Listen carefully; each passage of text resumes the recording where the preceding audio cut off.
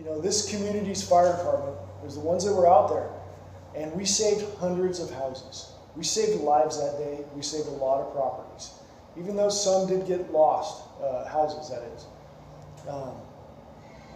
They worked days to make sure that these houses were safe, the fire was mopped up around them, and kept patrolling to make sure that this fire wasn't going to reignite on itself.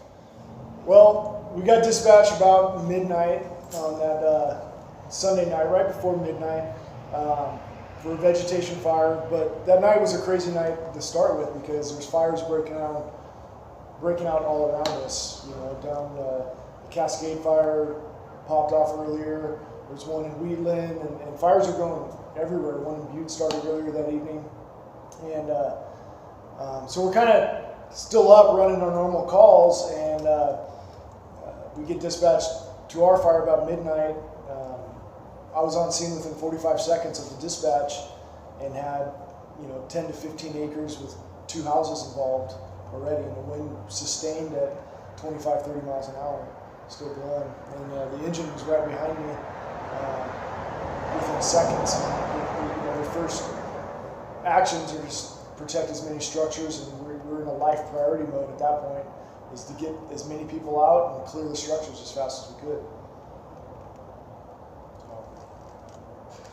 From the engine company standpoint, when we got there, his first assignment was to initiate structure protection on one of the first homes that we came up on.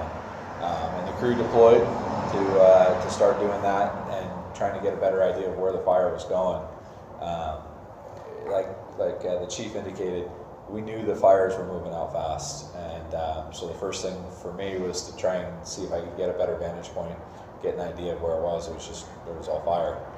So I had told him he wanted to know what we were looking at, and I said, I want to start looking at evacuations and go out. We knew it was moving from the north, and we were south of some of our bigger populations out in that area, and Sherwood Forest and Polaris Drive, and those were kind of the 2 big areas that we were worried about. So as the chief and I were having a conversation about what we were going to do, these guys started engaging the fire, and we met with pretty high fire activity, a lot of heat and flame, and ended up having to abandon the first set of lines and back out as some of the outbuildings around caught fire.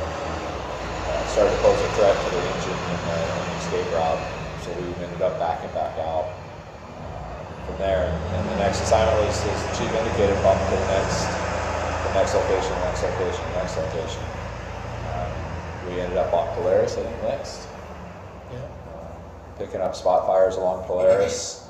At that point, we started organizing resources to go into addresses, and we already had reports of people being trapped that they wanted removed out, that were either elderly or not able to get out on their own. The fire hadn't quite gotten there yet, so we started sending resources into those homes to pull those individuals out. And I think at that point we had received a report of a potential spot fire across McCourtney on Orion. Went up there and found a structure. It wasn't identifiable because it was already on the ground with fire and people standing around. So we got those people out, and they were all able to move on their own. Everybody's kind of, I would say, a little confused at that point what was going on. And moved them out, and went back to our Polaris assignment when I met up with another chief officer who was going to assume my position as the division off of Polaris, and we got a report from the chief that they were getting phone calls that they had more people trapped up on Polaris. And we went up again. We hadn't cleared all of Polaris because we had power lines down across the road, and fire was blowing across the road, so I didn't feel that it was safe to push it any further than where we were at. So when the report came in, as the additional trapped, they were going to be on the backside of where we deemed it safe to go. The company made the decision as a group that we were going to go through it, and we went in, and I think it was you, right? You and I went up, and went through, crossed over the power lines and went in to where it was, and we probably had another half a dozen houses or so. Yeah, what, another 12 or 14 people up there? Yep. So we got them and organized them into cars. The engineer that was working that day, we called down to him and said, hey, we need you to use what water we have left on the engine to make it so these guys can come out. One of the big concerns was having to come across the power lines. We didn't know if they were still energized and that sort of thing, so that was a big concern. But he was able to knock down the heat and the fire a little bit to get the people through. And then after that, I think we just stayed up on the hill up on Polaris there, working that area. And I guess, One of the big advantages that we had that day was we had extra personnel on the engine. There's times when we only have 2 people on any given apparatus, and we were fortunate enough that day that the Grass Valley chief had upstaffed this engine with extra personnel. We had 4 people that day, and that was a big help because, like the captain was saying, we were able to go up and start initiating some contact with residents and get them moving while the engineer was able to stay with the engine and keep the fire held back, so that their access wasn't blocked off. That was one advantage. A disadvantage that we had was it was at night. A lot of times we have, anything during the day, we have aircraft that can get a big picture of what's going on and relay that to the chiefs and the people that are on the ground. And not having that, we were relying on the chiefs to get, an idea of what's going on and, calls from 911 and different things. So it was a little bit more of a challenge to get an idea of how big around that circle was that, people that are affected. Yeah, this fire had a lot of challenges with it. As we could say that, the state resources were all drawn on. It was, one thing I wanted your readers to know is that, we had our local resources on that fire for most of the night until the state could bring more resources in. They were running fires all over the place and didn't have a lot of resources to send us until they could bring them from out of the area to support the mission in the morning. And then the other big thing is that, I ordered the code red call back or reverse 911 call to evacuate. And that doesn't work when the power lines and the phone lines are melted because people have their landlines are electronic.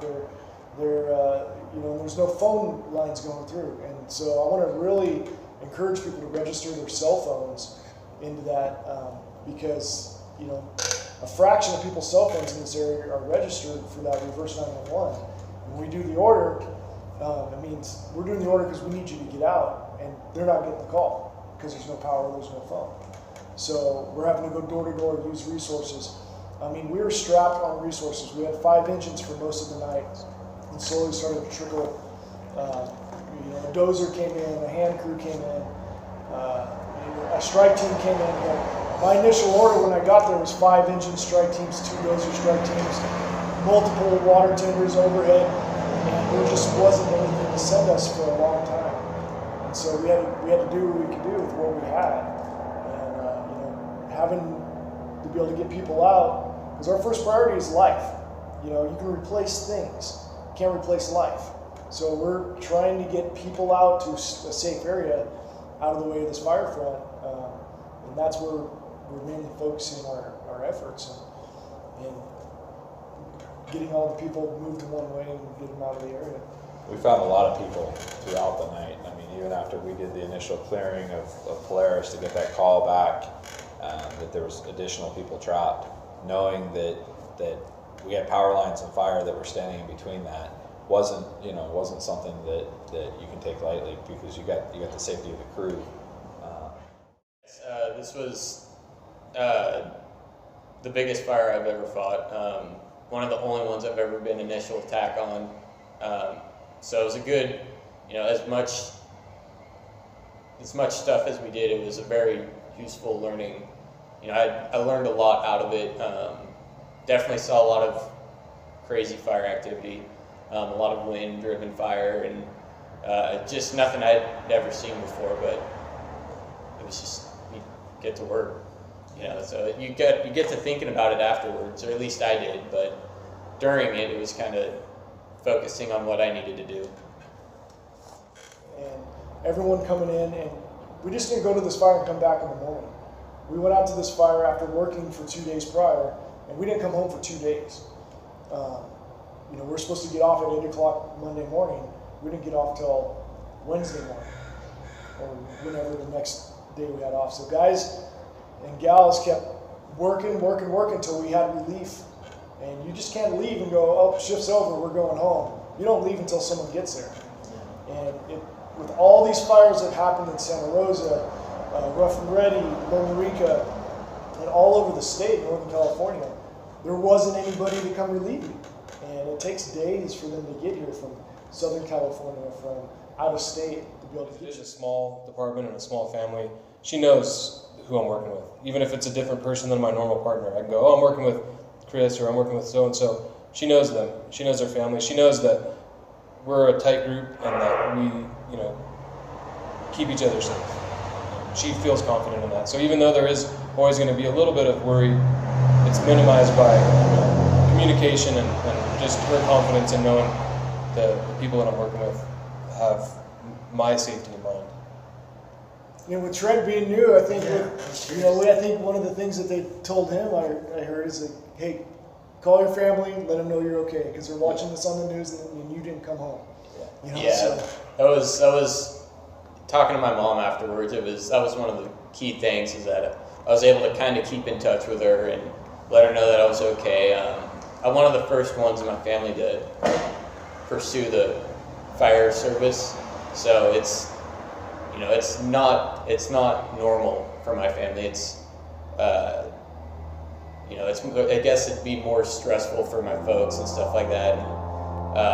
So, like I was saying, just being able to keep in contact with them really kept them at ease a little bit. There were still, my mom still was kind of freaking out at home, but for the most part, she was okay. She had just come up here that night for dinner. Yeah, and I think having met you guys for dinner and having dinner and stuff like that really also helped a lot, but all this is new for her, so she doesn't really know how to respond to any of this or how to feel. But they've been super supportive in everything I've done so far. So one of the big things for me is we got to the point where the structure was involved and the fire was kind of, I'd say, laying down over the road. The wind was grabbing the flames and moving them horizontally. We had people out. I remember just looking around and just seeing embers blow everywhere. And at that point, my concern was my fire engine, another fire engine, a couple homes, and a lot of people were all in what we call alignment with the fire and the wind and our road. So the house was here, the road came down, and the wind was blowing straight down the road. So for me, when I got there and I looked around, I got embers flying everywhere. The first thing I wanted to do was get everybody out of there, because it was, in my opinion, it was just going to be a matter of time before we all became part of a bigger incident.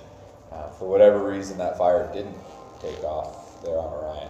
I don't know why, but it was held to its original footprint when we got there. But the wind was blowing hard. I mean, I just remember watching the embers blowing by like dust, like a dust cloud down the road. It was 3 or 4 days after we got released from the fire. We were at Staples and had a gentleman come up to us. We were in there getting some office supplies, and he came up and he shook my hand, and I had a intern with us, somebody who was involved in the fire and was just kind of learning the fire service there. And came up and shook both of our hands and said thank you, and then pretty much broke down in tears in the middle of the store and said, "This is all I got, which is what I got on my back." And he had lost his home, and it's hard because you don't always know what to say. We want to go out there and you want to save everything and protect everything, and the truth of the matter is you can't do that. But here's an individual who's lost everything, and I know one of the things that stuck in my mind and my firefighter's mind was, he said, "I'm 78 years old and starting my life completely over." And I don't know if he thought that was a good thing or if it was an overwhelming. I kind of got a feeling of both. He had a very positive attitude about it. There's precursors. I mean, I ran a small fire that kind of stopped on Red Dog. It's about a quarter acre. Earlier that evening, we were able to stop it pretty quick. We ran Another one, North San Juan. Yeah, North San Juan. So we got these precursors, these little fires are starting. I ran into a tree into a house, so the wind is blowing over these trees into these houses, and then we finally get back. You guys ran another call. I mean, we have all these incidents prior to this incident taking out our resources, so there's precursors to this starting, but you never know what's going to happen. It's part of that makes this job exciting is you don't know what your day is going to bring. Every day is different than the next. We could get 10 calls before lunchtime, or we could not run a single call before lunchtime. You just don't know. And that's part of the draw to this job is my day's never planned out for me. And when you try to make a plan, it always changes. So. Did you want